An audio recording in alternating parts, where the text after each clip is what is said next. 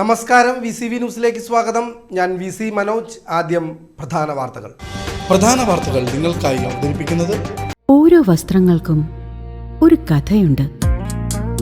ആഘോഷത്തോളം വളർന്ന സ്വപ്നങ്ങളുടെ കഥ. Beauty silks.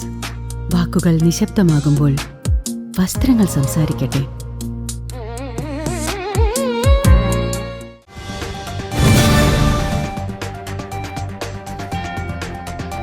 അകമലയിൽ 6 വയസ്സുകാരിയെ കടിച്ചു പരിക്കേൽപ്പിച്ച യുവാവിനെ പോലീസ് അറസ്റ്റ് ചെയ്തു. പാഞ്ഞാൾ കാട്ടിൽക്കാവിന് സമീപം താമസിക്കുന്ന 35 വയസ്സുള്ള വിഷ്ണു ജ്യോതിഷാണ് അറസ്റ്റിലായത്. ബുധനാഴ്ച വൈകിട്ടോടെ അകമല ക്ഷേത്രക്കുളത്തിന് സമീപമാണ് സംഭവം.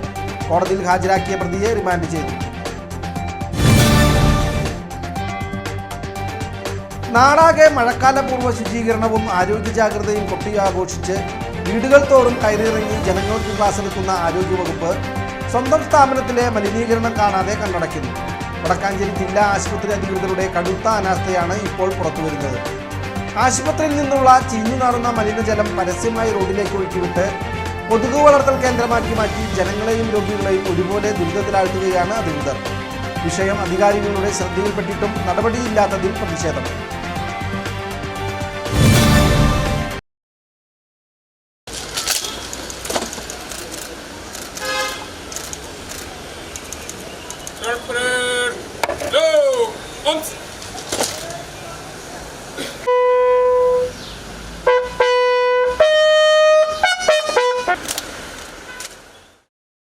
മുൻ MLA-യും കോൺഗ്രസ് നേതാവുമായിരുന്ന PA മാധവന്റെ മൃതദേഹം ഔദ്യോഗിക ബഹുമതികളോടെ സംസ്കരിച്ചു.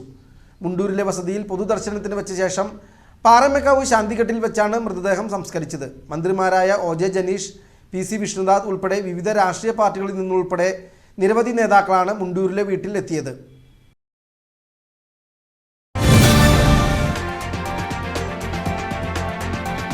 വടക്കാഞ്ചേരിയിൽ ഓട്ടോറിക്ഷയും സ്കൂട്ടറും കൂട്ടിയിടിച്ച് സ്കൂട്ടർ യാത്രികന് ഗുരുതര പരിക്ക്. വടക്കാഞ്ചേരി പത്താങ്കല്ല് സ്വദേശി 20 വയസ്സുള്ള നവാസിനാണ് അപകടത്തിൽ പരിക്കേറ്റത്.